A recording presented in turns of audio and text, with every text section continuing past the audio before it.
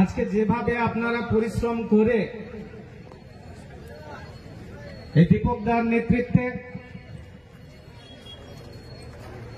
এই যে চারিদিকে যে দলিত আন্দোলন, দলিত মুভমেন্ট,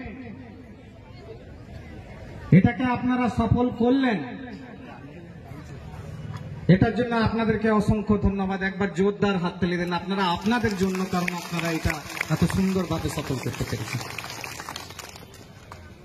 চোখে দেখার মতো একটা মিছিল।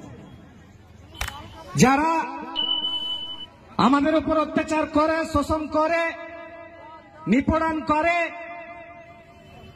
তাদের চোখে আঙুল দিয়ে দেখিয়ে দিতে চায় যে আজকের যে আমাদের দলিত আন্দোলন, দলিত মুভমেন্ট আর কিন্তু পিছিয়ে নাই, অনেকটাই আমরা এগিয়ে গেছি।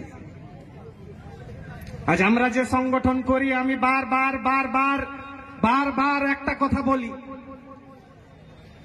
যে এই সংগঠন কোন ডাম, হাড়ি, মুচি, বাউরির সংগঠন নয়। শুধু বাউরি সমাজ জিন্দাবাদ, ভূঁইয়া সমাজ জিন্দাবাদ, মতুয়া সমাজ জিন্দাবাদ, কুর্মী সমাজ জিন্দাবাদ, শুধু জিন্দাবাদ বলে পরে এই যে জাতিগত তত্ত্ব সামনে এনে শুধু জিন্দাবাদ করে আমাদের উন্নতি হবে, সেটা সম্ভব না। এই লড়াই ভারতবর্ষের দ্বিতীয় স্বাধীনতা যুদ্ধ, ভারতবর্ষের দলিত মুক্তিযুদ্ধ। আপনারা সবাই একজন স্বাধীনতা সংগ্রামী, এটা মাথায় রাখবেন। যারা যারা যারা বাউরি সমাজ জিন্দাবাদ বলছেন, যারা হাড়ি সমাজ জিন্দাবাদ বলছেন, যারা দলিত সমাজ জিন্দাবাদ বলছেন, ভালো করে মাথায় ঢুকিয়ে নেন। যখন জিন্দাবাদ বলছেন, দলিত সমাজ জিন্দাবাদ, এটা আমাদের ভারতবর্ষের দ্বিতীয় স্বাধীনতা যুদ্ধ। এই স্বাধীনতা যুদ্ধে প্রত্যেকজন আপনারা স্বাধীনতা সংগ্রামী। এই মোগলরা যখন আমরা এসেছিল তখনও আমরা পরাধীন ছিলাম। যখন ইংরেজরা এলো আর ইংরেজরা গেল, তখনও কিন্তু আমরা পরাধীন আছি। আমরা স্বাধীনতা যুদ্ধে অবতীর্ণ হয়েছি। প্রত্যেকে আপনারা স্বাধীনতা সংগ্রামী। এই স্বাধীনতা সংগ্রামকে এগিয়ে নিয়ে যাওয়া আপনাদের আসল কর্তব্য, আপনাদের আসল লড়াই। এ শুধু ডাম, হাড়ি, মুচি, বাউরি কোন সমাজের ব্যাপার না।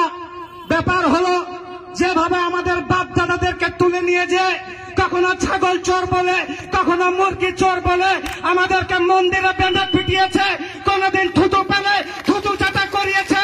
কোথাও দেখেছি আমরা একটা পুকুর, একটা জল, কিন্তু ঘাট আলাদা। কখন দেখেছি আমরা একটা মন্দির, কিন্তু বাউনদের থালা দিকে, গয়লাদের থালা এদিকে, চাষেদের থালা এদিকে। এই যে বৈষম্য, এই বৈষম্যের বিরুদ্ধে লড়াই, এই বৈষম্যের বিরুদ্ধে লড়াই আপনাদেরকে করতে হবে। তাই যারা আপনারা এসেছেন, একটা কথাই মাথা রাখবেন, আমরা কিন্তু স্বাধীন দেশে বসবাস করলেও দলিতরা কিন্তু স্বাধীন নয়। আমরা যারা দলিত আছি, আপনারা মাথায় রাখবেন, আমরা যারা এখনো আছি, আমরা কিন্তু কেউ স্বাধীন না, আমরা কিন্তু সবাই পরাধীন। আমরা কিন্তু স্বাধীনতা যুদ্ধে অবতীর্ণ হয়েছি।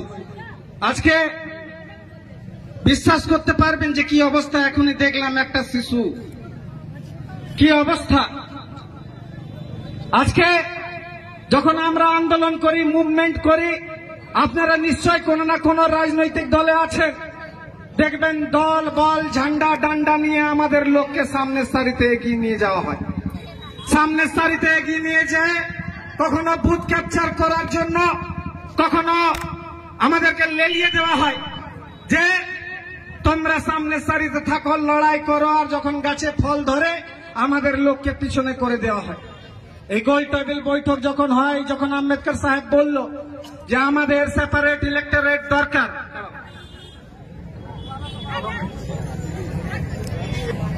সেপারেট ইলেক্টরেট দরকার।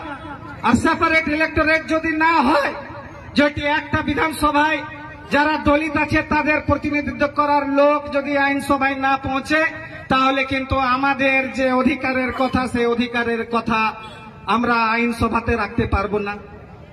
খুব চালাকি করে গান্ধীজি তখন কি করলো, একটা অনশন করলেন এবং অনশন করে তখন বললেন যে না, যে সেপারেট ইলেক্টরেট আছে, সেপারেট ইলেক্টরেট আমরা মানব না।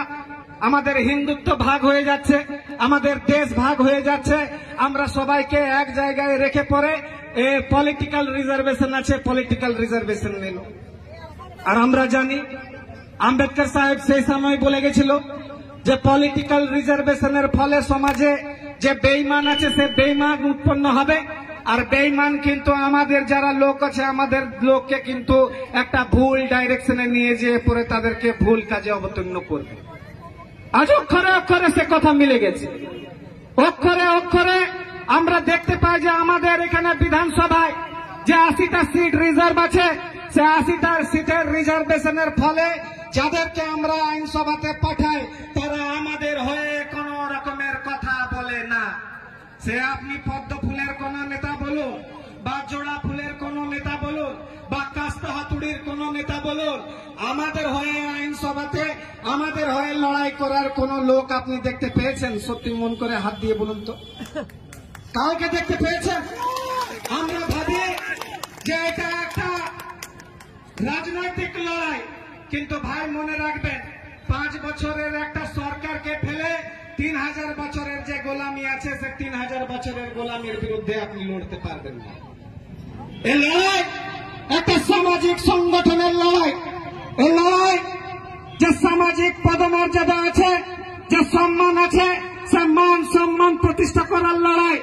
এই লড়াইকে রাজনৈতিক ভাবে যারা বিচার করে, রাজনৈতিক ভাবে যারা ব্যবহার করে, একটা সরকারকে ফেলে আর একটা সরকারকে এনে যারা ভাবছে যে আমাদের অবস্থা পরিবর্তন হবে, আমাদের অবস্থার পরিবর্তন হবে না ভাই।